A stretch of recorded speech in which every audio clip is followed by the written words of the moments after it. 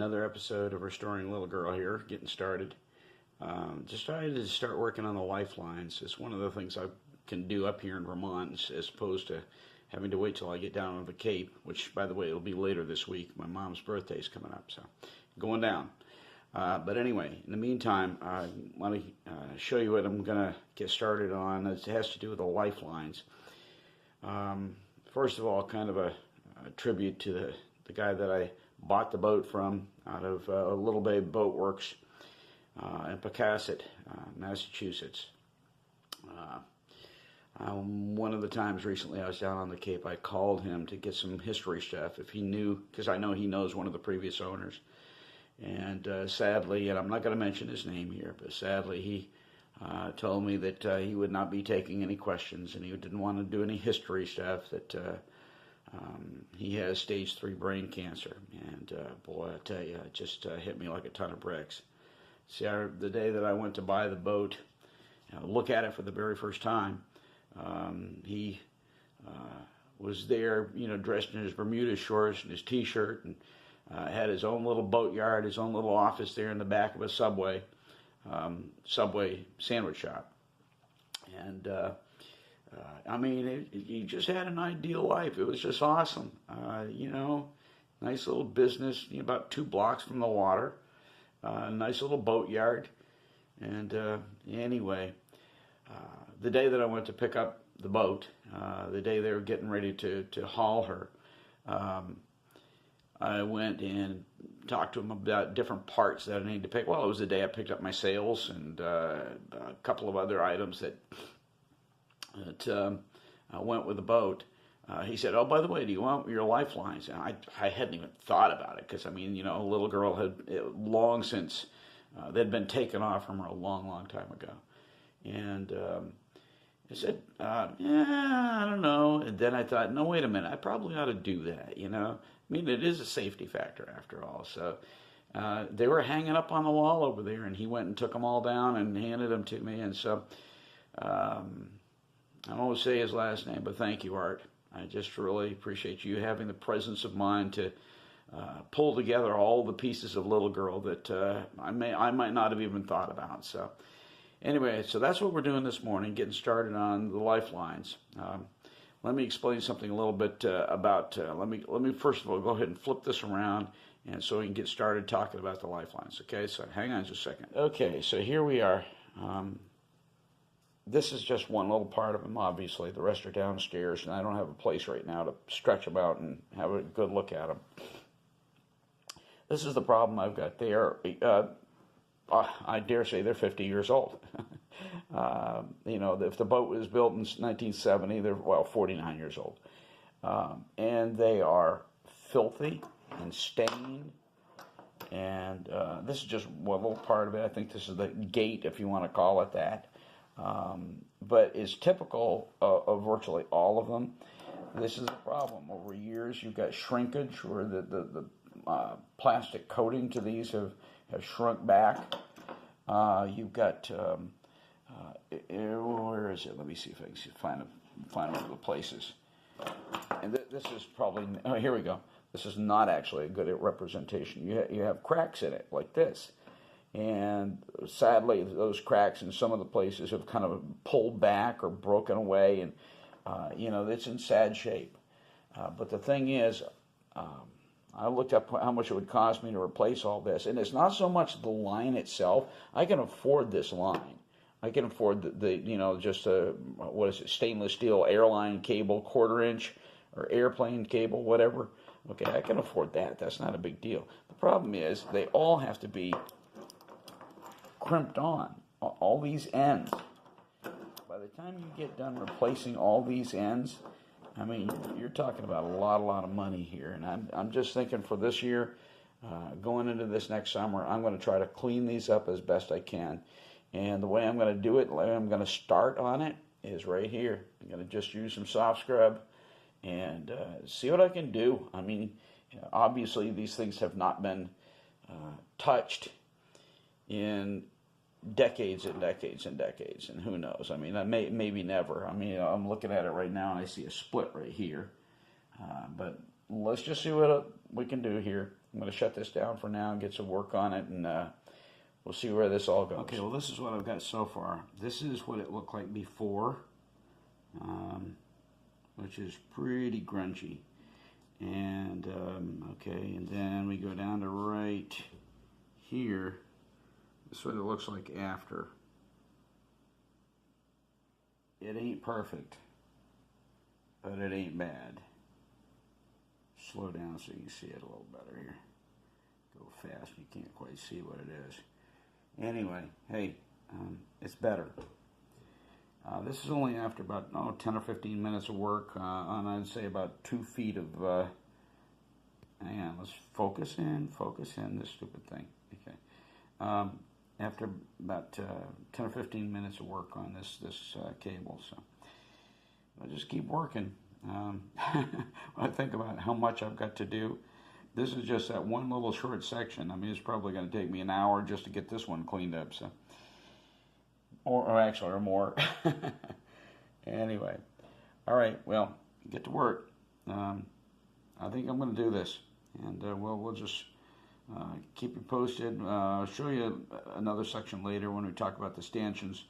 I've already started working on those, and I'm going to go to Home Depot today and see if I can get some caps for them. I have an idea on that, so obviously they're not going to sell stanchion caps at Home Depot, but I have an idea. Okay, well, we're back into the evening hours here, back up in Vermont, working on these stanchions for the Lifelines. And I've been cleaning this up. It's interesting, I didn't have any, all of my metal products that I use for polishing all the brass work on the boat, I took back down to the Cape, and I don't have one of them up here. And so anyway, I was thinking, well, how in the world am I going to clean these?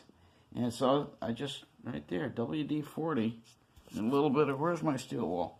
And I just had I got some coarse steel wool here someplace. I just probably laying on it. Yeah, there it is. Got some coarse steel wool and some WD, and I went to work on this, and it cleaned up pretty well. But here's another one that hasn't been cleaned up. And what you see here is the only difference is that this, and I think it's all stainless, pretty sure. The only difference is that this has got years and years and years and years of just salt buildup on it. And it cleans right off with a little bit of WD-40 and some steel wool. Now, on these stanchions, what they did, now this is, I've seen them, I guess this is pretty standard, the way that they built these things. These 2 back bolt holes, the screws go through into the tow rail. These 4 screws go down through the deck right next to the tow rail. When I was watching Sailing Uma, they went to a lot of effort to reinforce below decks, and actually through bolted, from what I remember, and that would just be an ideal situation. We'll see.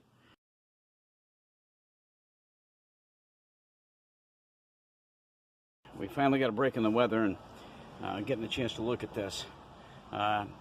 These stanchions have been completely refurbished for the most part, and they're not perfect, but got all the crud cleaned off and managed to polish them up a little bit, put the caps on. We'll talk about that in a minute.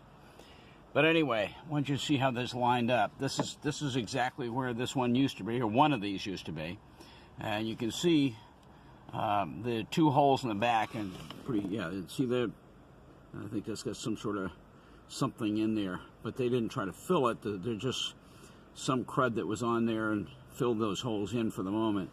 But I think, see if they're, okay, it doesn't go through. Those were not through bolted through the tow rail. Let's go on over on the other side and look.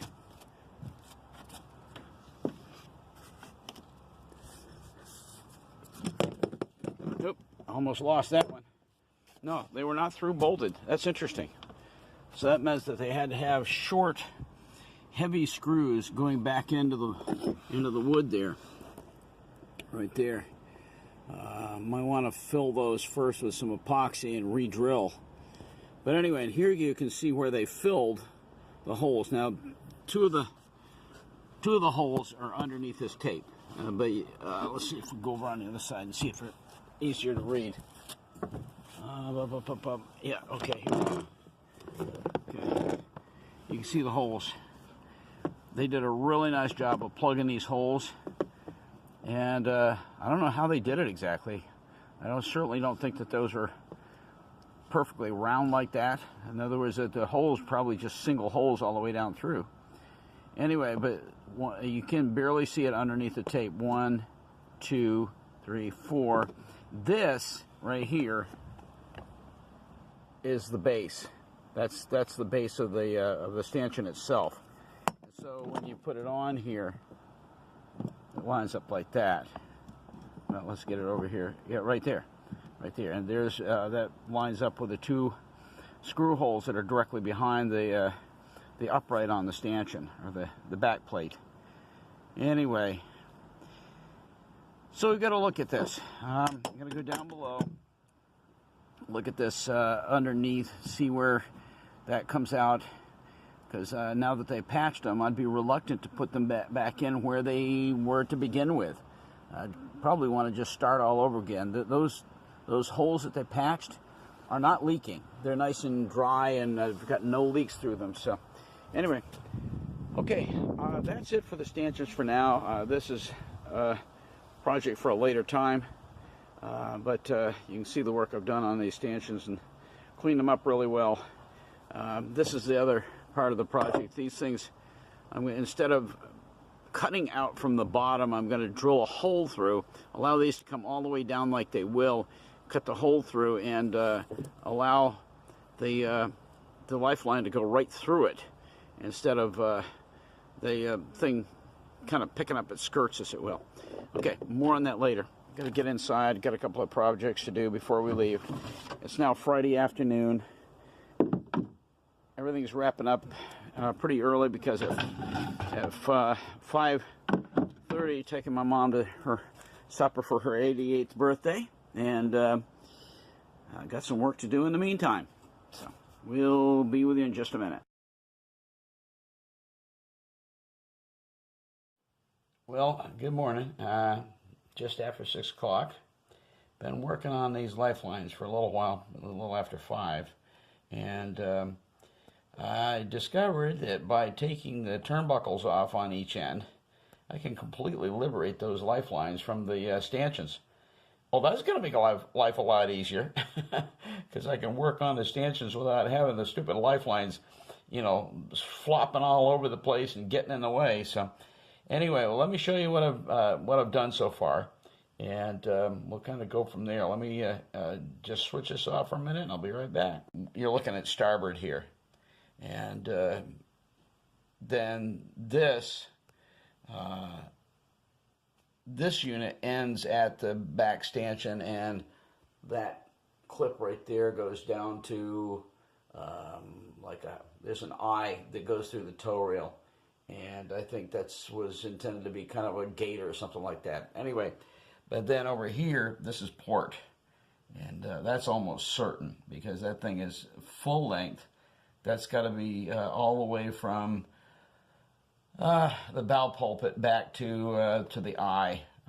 It's just really obvious when you stretch it out full length through the stanchions that's port, and that's what that's all about. So anyway, the other thing, let me go ahead and get over here, that I did this morning, and it did not work. I took one of those caps that I was telling you about last night. So nice to have these stanchions completely freed up. And took careful measurements and cut the opening for this. It's not going to work. I don't like it because of allowing for that just coming down, spreads out. And I'm not going to do that.